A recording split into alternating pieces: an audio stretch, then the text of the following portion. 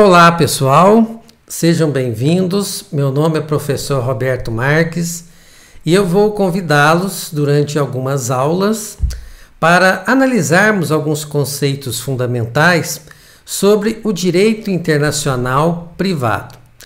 E para a gente começar esse nosso estudo, eu preciso primeiro trazer um conceito, uma visão inicial do que é esse direito internacional privado. Quando a gente fala simplesmente em direito internacional, nós imaginamos uma pessoa que não é da área, ela imagina que a parte do direito regula as relações jurídicas entre os estados, entre o Brasil e a Alemanha, entre o Brasil e os Estados Unidos, Brasil e China, a nação brasileira e alguns dos estados estrangeiros. E não está errado em pensar isso. Só que essa ideia da relação do Estado com outro Estado, um Estado estrangeiro, ela é regida pelo direito internacional público. E não é tanto esse enfoque que nós vamos dar às nossas aulas. O nosso estudo principal será sobre o direito internacional privado. E o que muda do direito internacional público para o direito internacional privado?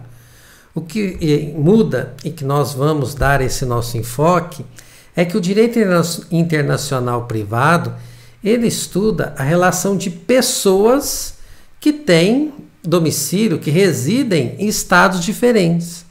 Quando eu compro um produto lá na China, para me ser entregue aqui no Brasil, qual que é a lei que regulamenta isso? É a lei brasileira ou é a lei da China? Esse que é o objeto de estudo do direito internacional privado. Ele estuda como pessoas físicas ou jurídicas residentes em países diferentes têm a normatividade, quais as leis aplicáveis às relações jurídicas entre pessoas que estão em países diferentes.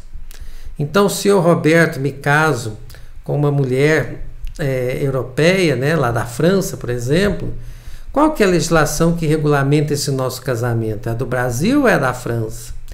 Se eu faço um contrato de compra e venda numa empresa que me vende um produto lá da Finlândia, qual que é a legislação que vai regulamentar essa compra e venda?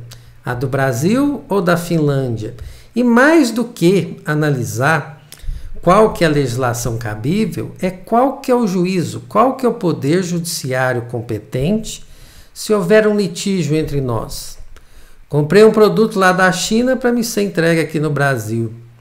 E aí eu não gostei, o produto veio com defeito, a propaganda era enganosa. Eu vou usar a legislação e qual poder judiciário? Eu vou entrar com a ação aqui no Brasil ou eu teria que entrar com a ação só lá na China? Ou será que eu posso escolher? É isso que estuda o direito internacional privado. Qual a legislação aplicável e onde é que nós teríamos que propor as demandas envolvendo essa relação jurídica entre pessoas que estão em estados, em países diferentes. Eu trouxe aqui uma definição que está aí na tela de vocês e eu vou lê-la rapidinho porque ela é uma definição. Mas na aula seguinte, nós vamos falar sobre o objeto do direito internacional privado. Eu vou explicar toda essa definição de uma forma mais vagarosa, tá bom?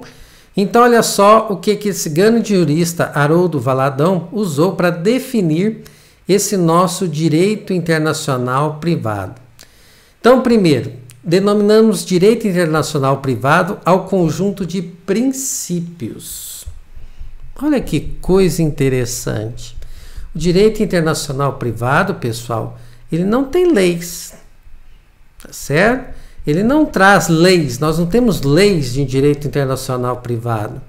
O que o direito internacional privado faz é usar princípios para nos indicar qual que é a legislação que nós vamos usar para regulamentar o nosso negócio.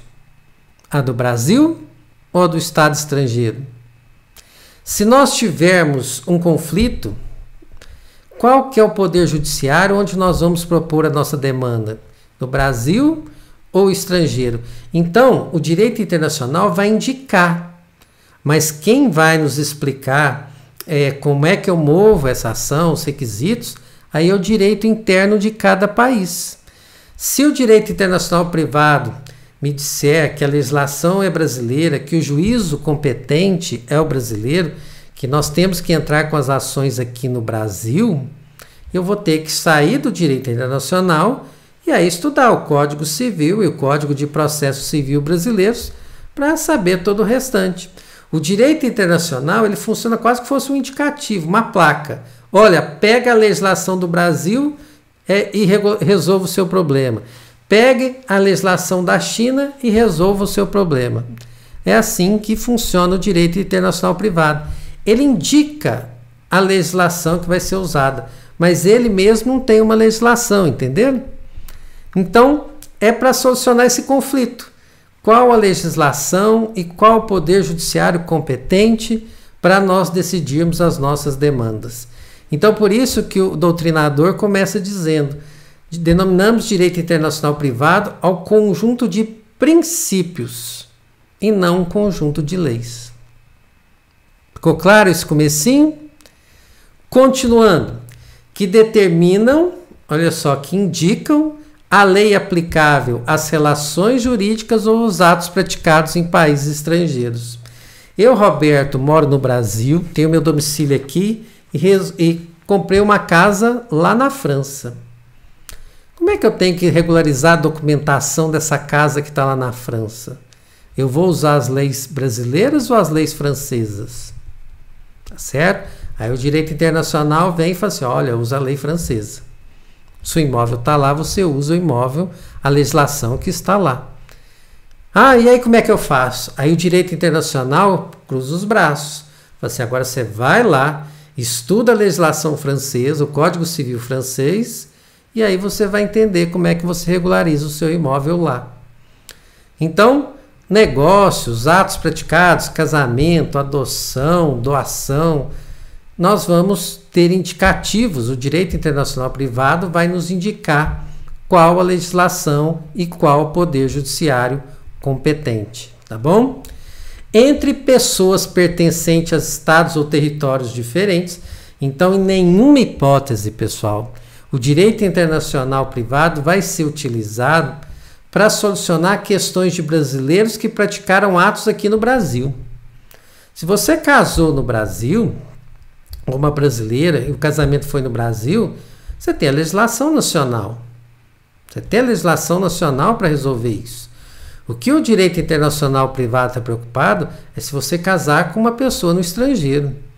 Aí sim é que gera toda essa consequência. Se você tiver um filho no estrangeiro, como é que vão ser esses direitos do seu filho? Quais os direitos que o seu filho tem?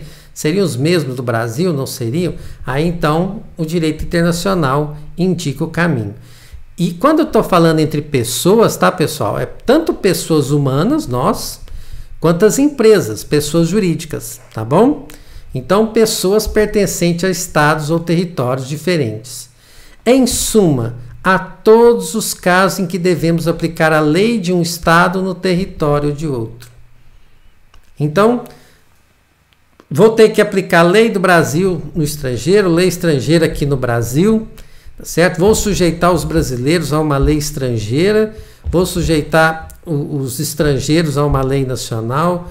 Então, tudo isso, esses indicativos, são feitos pelo direito internacional privado. Esse que é o nosso conceito, já misturando conceito com objeto, mas nós, na aula seguinte, vamos voltar a falar dos objetos. Tá aí, então, a nossa definição, a definição mais simples que eu consegui encontrar para vocês, mas ela é bem completinha mesmo, tá bom? Então, fica aqui a nossa primeira parte do estudo do direito internacional. Nós já temos um conceito do que é esse campo do estudo do direito. A seguir, já emendem aí a aula, vocês vão analisar o que é, então, o objeto. Nós vamos aprofundar isso que nós trouxemos no conceito. Beleza? Então, vamos embora, vamos parar por aqui não. Um grande abraço, pessoal!